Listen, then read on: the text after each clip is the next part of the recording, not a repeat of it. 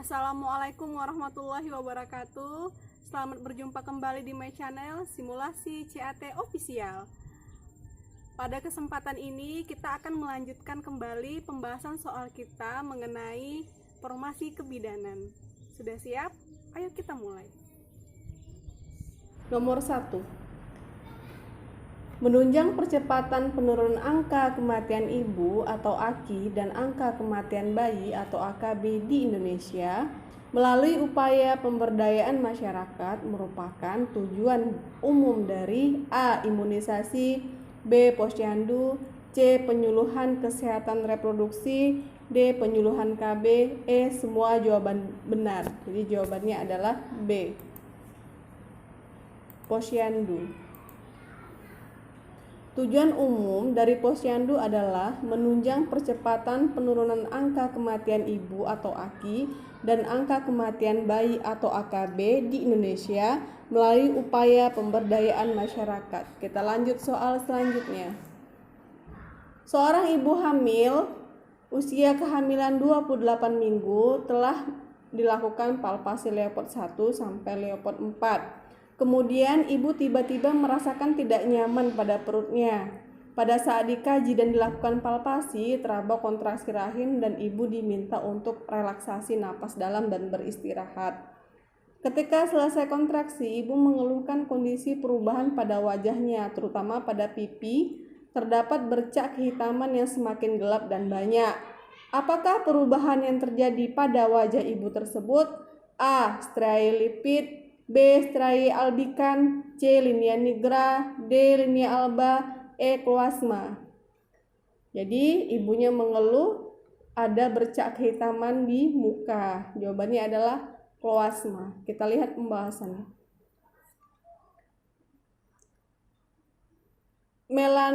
Melanosit stimulating hormone atau MSH yang akan mengakibatkan terjadinya perubahan pada kulit, terutama deposit pigmen dan hiperpigmentasi. Kloasma atau melasma sering dikenal dengan topeng kehamilan karena menimbulkan pigmentasi kulit muka, terutama di sekitar pipi.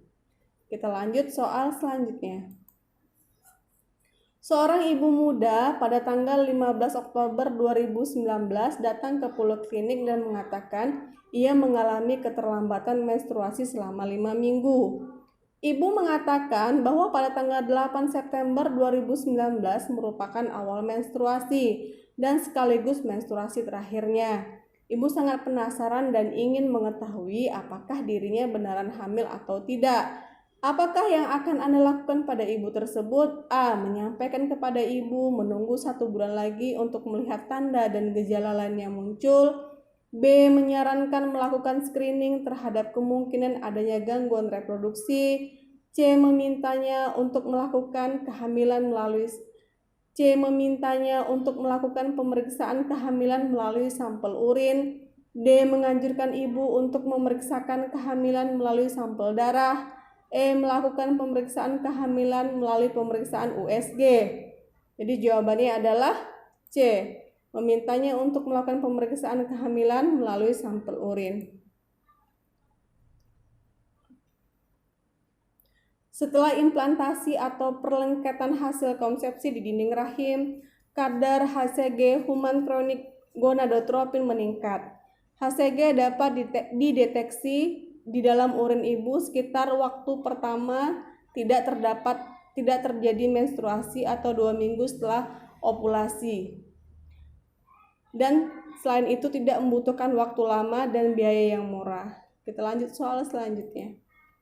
Seorang wanita dengan usia 29 tahun, usia kehamilan 29 minggu datang ke Poli KIA untuk konsultasi kehamilan.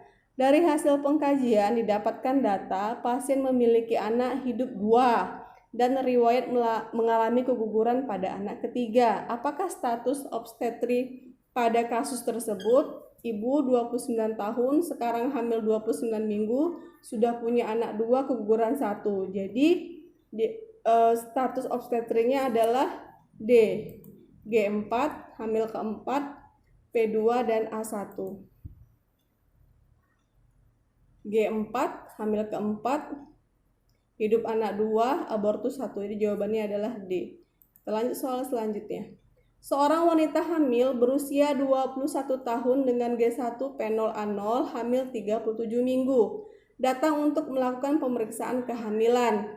Dari hasil pengkajian Leopold diperoleh pada daerah pundus terdapat bokong, pada sisi kiri perut ibu terdapat punggung janin, dan presentasi kepala belum masuk pintu atas panggul.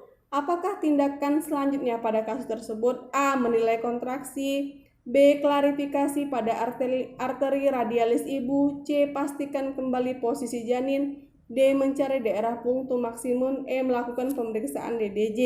Jawabannya adalah E. Melakukan pemeriksaan DDJ. Karena setelah kita melakukan pemeriksaan palpasi Leopold, tindakan selanjutnya adalah pemeriksaan DDJ. Kita lanjut soal selanjutnya. Seorang wanita hamil datang ke poli KIA untuk memeriksakan kehamilannya. Usianya 24 minggu, G1 P0A0. Dari hasil pengkajian didapat halangan terakhir 16 Januari 2017. Tinggi pundus uteri 28 cm, tensi 110/70, pernapasan 18 kali per menit, dan nadi 88 kali per menit. Berapakah usia kehamilan pada kasus di atas? Ini kita memakai rumus McDonald. Jawabannya adalah 32 minggu, di mana kita lihat pembahasannya. Tinggi pundus uterinya dalam sentimeter dikali 8 dibagi 7. Tinggi pundus uterinya 28 cm dikali 8 itu dapatnya 224 dibagi 7 sama dengan 32. Hasilnya dalam minggu, 32 minggu. Kita lanjut soal selanjutnya. Seorang wanita hamil datang ke poli KIA untuk memeriksakan kehamilannya. Wanita dengan usia 24 tahun G1 P0A0. Hasil pengkajian didapat data halangan terakhir 16 Januari 2020. Hasil pemeriksaan TTP tekanan darah 110/70, pernapasan 18 kali per menit, nadi 84 kali per menit. Kapankah tafsiran persalen pada kasus di atas? Kita lihat halangan terakhirnya 16 Januari. Berarti 16 ditambah 7 hari tambah 7, bulan kurang 3, tahun tambah 1. Jadi didapat adalah D, 23 Oktober 2020. 16 ditambah 7, Januari, bulan dikurang 3, tahun ditambah 1. Berarti, ini ada ralat sedikit ya, berarti 23 Oktober 2020. Kita lanjut soal selanjutnya. Seorang perempuan berusia 25 tahun datang ke IGD rumah sakit dengan keluhan perdarahan pada awal kehamilan. Hasil pengkajian didapat pasien mengeluh sakit kepala, lemas, dan pucat. Perdarahan perpaginam berwarna merah terang, konsistensi cair, dan menggunakan 2 pembalut penuh. Tekanan darah 110/60, pernapasan 23 kali per menit, nadi 110 kali per menit. Dan CRT besar dari 3 detik. Apakah masalah utama pada kasus tersebut? A. Kurangnya volume syarian dan elektrolit. B. Risiko injuri fetal. C. Risiko injuri maternal. D. Gangguan keseimbangan cairan. E. Gangguan perfusi jaringan. Jawabannya adalah E. Kita lihat pembahasannya. Gangguan perfusi jaringan terjadi karena sirkulasi darah ke uteroplasenta menurun. Karena di sini ibu mengalami perdarahan pervaginam. Jadi masalahnya adalah terjadi gangguan perfusi jaringan. Kita lanjut soal selanjutnya. Data penduduk di suatu desa menunjukkan 30% penduduk adalah remaja. 12% remaja bersekolah, sisanya ada yang bekerja dan ada sebagian besar menjadi pengangguran.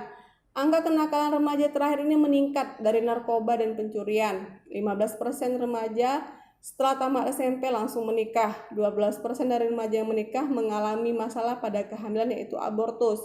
Kadar mengatakan belum ada penyuluhan kesehatan remaja. Apakah topik pendidikan kesehatan yang utama pada kasus di atas? A. Pola asuh keluarga. B. Kesehatan reproduksi pada remaja. C. Dampak pernikahan dini. D. Remaja berkualitas sebagai generasi penerus. E. Remaja dan narkoba. Kita lihat pada soal menunjukkan masalah pada remaja dan terjadinya pernikahan dini pada remaja. Dan juga terjadi kasus abortus. Jadi topik pendidikan yang tepat pada kasus ini adalah tentang B. Kesehatan reproduksi pada remaja. Kita lanjut soal selanjutnya. Seorang perempuan dengan hamil anak kedua, keguguran sekali, hamil 28 minggu, mengeluh keluar darah per paginan tanpa ada rasa nyeri. Suhu 36,8 derajat Celcius, nadi 80 kali per menit, tekanan darah 120/70, pernapasan 20 kali per menit. Klien tampak gelisah memikirkan kondisi kehamilannya. Hasil pemeriksaan dinyatakan mengalami perdarahan antepartum. Apakah yang perlu dikaji lebih lanjut tentang perdarahan pada pasien tersebut? Kita lihat usia kehamilannya 28 minggu, perdarahannya tanpa nyeri. Jadi yang perlu dikaji ini adalah jumlah perdarahan dan warna perdarahan. C. Baiklah teman, demikianlah pembahasan soal kita untuk persiapan SKB Formasi Kebidanan. Terima kasih sudah menyaksikan, dan jangan lupa untuk teman-teman biar tidak ketinggalan untuk video selanjutnya, jangan lupa subscribe ya. Terima kasih telah menyaksikan. Assalamualaikum warahmatullahi wabarakatuh.